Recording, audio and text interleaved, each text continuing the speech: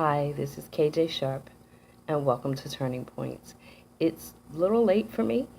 I'm usually in the bed by 9 o'clock, and I am not used to being in front of the camera. I'm used to being behind the scenes as a writer, director, and producer. I like being behind the scenes. It allows me to be the puppet master. I like that part. So anyway, this is Turning Points. It's going to be a series of short videos, 5 minutes or less, that I'm going to be doing for the next maybe month or so, in hopes that it'll help somebody to um, make a change in their life, make that turning point that they need to make to move forward. So we know that a turning point is a moment when movement happens, when change happens, when a change in direction, a change in movement, a change in flow, a change in perception. That is what a turning point is all about. I know that in stories you have a plot, and then you have, maybe you introduce your antagonist and your protagonist, and then there's the problem, and it climaxes, and then it's like a crescendo in music, but then there has to be a decrescendo, and it comes down, and then there's a denouement, which is a fancy French word for resolution. Well, that's what a turning point is like. A turning point is like that climactic moment. There has to be a change. There has to be something that is resolved. Um, and all of us have those moments in our lives. We have them all the time. And sometimes they're not based on circumstances or problems. They're just based on sometimes just how we feel at the moment. When we recognize, for example, that we're valuable, it's a turning point. When when you have like really low self-esteem, and then you recognize that, hey, wait a minute, I am valuable. I am the ish. I'm trying not to curse here, people. When you recognize those things about yourself, when you begin to love yourself as opposed to hating yourself, somehow something caused you to reach that turning point where you said enough is enough. I'm gonna love me. Um, I know that happened for me. As a writer, the turning point for me, I had several turning points in my life. The first turning point was when, in sixth, when I was 6 years old, I won my first writing competition. I didn't enter the competition. My teacher entered my work, and that happened often. I was very shy, very introverted, didn't talk to people hardly at all, you know. If you weren't my sisters or my brothers or my close friends, you would see me at kiddie parties in the corner. I'd be the one in the corner with the big giant glasses reading a book. That's what I love to do. I like to be in myself. I like reading books. Um, at 6, I won a competition for writing, for an Arbor Day contest, and then by 9, I had written my first full-length play. And another turning point for me, and a really big one for me, that caused me to kind of stop sharing my writing a little bit, was I had to write a poem for a class in 6th grade for Martin Luther King Jr.'s birthday.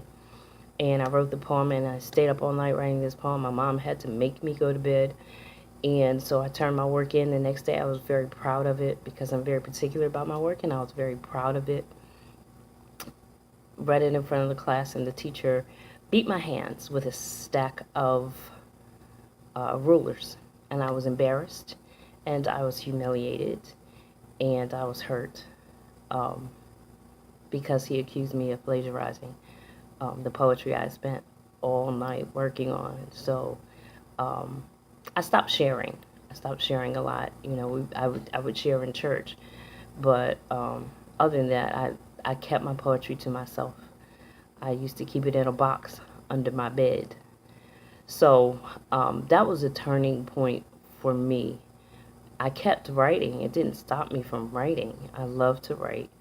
Writing helped me to express myself, and I could share my secrets with the universe, and nobody else would know. You know, I felt like I was sharing them with God or with my dad, who had passed when I was 3 years old. And so, but the biggest, I think, turning point for me as a writer was the first book, seeing my first book published, seeing my first book in print. I first published it out of Kinko's. And I sat in the car with this box, and I opened the box and I saw my words in print, and I cried. I just cried because I felt that I had arrived as a writer, even though it wasn't, a big like bestseller. It wasn't. It was called Sister, Can You Feel Me? You can get it on Amazon now in paperback. But at that time, just writing it validated, for me, validated my writing, and having people buy the book um, and say things like my mother, who said, "You write like Maya Angelou," and I love Maya Angelou and Langston Hughes. For her to say that I wrote like those people, that I write like those people, that was exciting for me. That was a turning point also. So there were all these different turning points. One of the greatest things so far that I feel I've written is the play Crazy, because it was written, it saved my life. And that's what writing has done for me, saved my life. So one of the things I would recommend for anybody who's facing some challenges, write it out. And whether the challenge is emotional, physical, mental, whether you're facing a challenge in business, write it out. Whether you're facing a challenge meeting your dreams and your goals, write them out. I always say that if a goal is not written down, it doesn't exist. That's what I taught my children. That's the mantra for myself. Write it down, write it down, write it down. If it isn't written down, it doesn't exist. So if I could convey anything to you tonight before I fall asleep, it would be write it out. If you're facing a challenge in your life, turning point number one, write it out.